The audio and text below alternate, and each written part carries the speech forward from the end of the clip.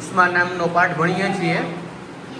ઉષ્મા નામના પાઠની અંદર થર્મોમીટર, બરાબર. આ થર્મોમીટર કયું છે આયુષ?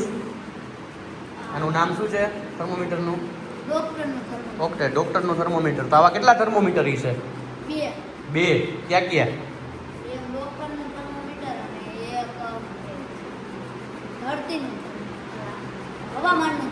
હવામાન માપવા માટે થર્મોમીટર આવે. સરસ. બીજું કોઈ થર્મોમીટર હોય?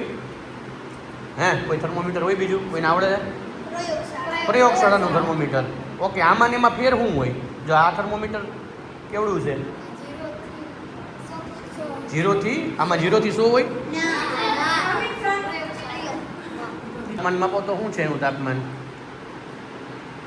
આટલું બધું નજીક ન રાખો તો ચાલે. 97.2. એટલું બધું થોડુંક હોય સેન્ટીગ્રેડ. સેન્ટીગ્રેડ એટલા બધા હોય? ના હોય એટલા બધા સેન્ટીગ્રેડ. કેટલું તાપમાન છે ભાઈ એનું?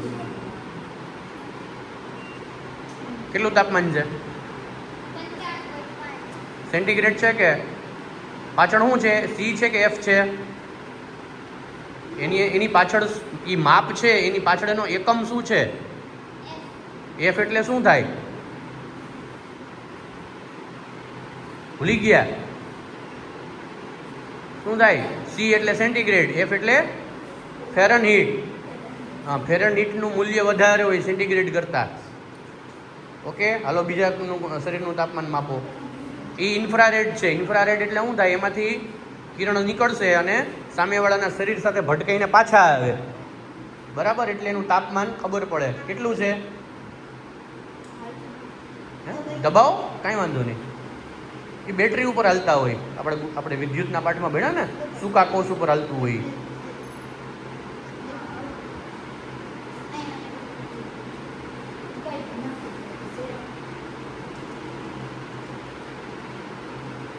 દબાવી રાખો, દબાવી મૂકી દેવાનું. એવું ને? હા. શું છે તાપમાન એનું? એનું તાપમાન દેખાડો મને. કેટલું આવ્યું? મૂકી દે હવે, હાથ લઈ લે ત્યાંથી. પાછું દબાવ. હા, દબાવ અને મૂકી દે. એનો મતલબ સેલ ઓછા છે એમાં.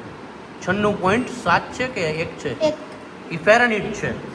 ઓકે, હાલો હવે તમે ઓલું ક્લિનિકલ થર્મોમીટર જોઈ લ્યો અને એમાં કેટલું માપ છે એ મને કહો. ને એ કોઈને તાવ નથી એવો, બધાનું નથી માપવું આપણે. ભાઈ આપણે શરીરનું તાપમાન શા માટે માપીએ ખબર છે ને?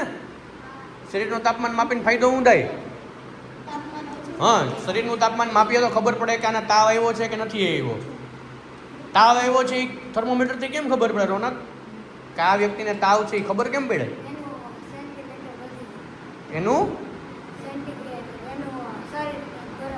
શરીર ગરમ થાય, તાપમાન વધી જાય તો ખબર કેમ પડે કે એટલું તાપમાન છે એનું? તો કેટલું હોય મનુષ્યના શરીરનું તાપમાન? કેટલું હોય? 37.5. ઓકે, એનાથી વધી જાય તો એ તાવ આવ્યો કહેવાય. ઓકે, સરસ, વેરી ગુડ. હાલો બીજા કોઈને? જો થર્મોમીટરના કેટલા પ્રકાર હોય? મુખ્યત્વે 2 જ પ્રકાર હોય. એક પ્રયોગશાળાનું થર્મોમીટર, એક છે ડોક્ટરનું ક્લિનિકલ થર્મોમીટર. હવે ડોક્ટરના જે થર્મોમીટર છે ને એમાં પાછા પ્રકાર હોય. એક છે કે પારાવાળા થર્મોમીટર, જે તમારા હાથમાં છે, જેમાં નીચે પારો છે. દેખાડો ભાઈ, એની શરૂઆત ક્યાંથી થાય છે આ થર્મોમીટરની? એમાં આંકડા લખ્યા હશે. ક્યાંથી શરૂઆત થાય છે એના આંકડાની? એમાં જો એમાં આંકડા લખ્યા હોય, ક્યાંથી લખ્યા? કેટલા આપ્યા છે એના આંકડા? 35 થી શરૂ થઈ ને? 35, 36, 37 એમ ક્યાં સુધી જાય છે? જોઉં તો છેલ્લો આંકડો 43 સુધી, બરાબર. આ તમારા મનુષ્યના શરીરનું તાપમાન દર્શાવે છે. પછી બીજું ઓલું સેલવાળું થર્મોમીટર આવે, એને ડિજિટલ થર્મોમીટર કહેવાય, બરાબર. એમાં પારો ન હોય, પારા જેવી રચના હોય. એમાં સેલ હોય અંદર, બરાબર. એ સેલ દ્વારા શું કરે તો કે એમાં આંકડાઓ, સીધા આંકડા જ આવે. 36, 37, 38, બરાબર. આ ડોક્ટરના થર્મોમીટર થયા. હવે આ ત્રીજું થર્મોમીટર છે ઇન્ફ્રારેડ થર્મોમીટર. લાવ તો બેટા, જોવા દે તો.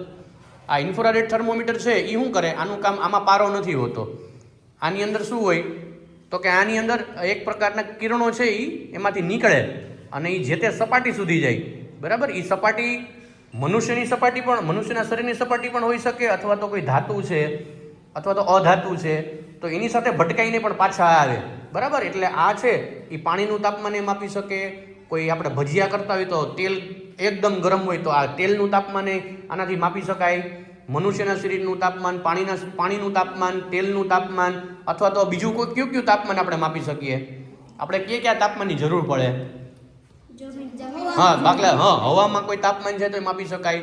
કોઈ તડકો વધારે પડતો હોય ઉનાળામાં, તો ઉનાળામાં કેટલું તાપમાન છે આપણે માપી શકીએ. પછી કોઈ પાક માટે કોઈ અમુક પ્રકારનું તાપમાન, નિશ્ચિત તાપમાન હોય તો જમીનનું તાપમાન માપવાનું થર્મોમીટર હોય. બરાબર, એને સોઇલ થર્મોમીટર કહેવાય, એટલે કે જમીનનું થર્મોમીટર. આજે આપણે અહીંયા સુધી રાખીએ.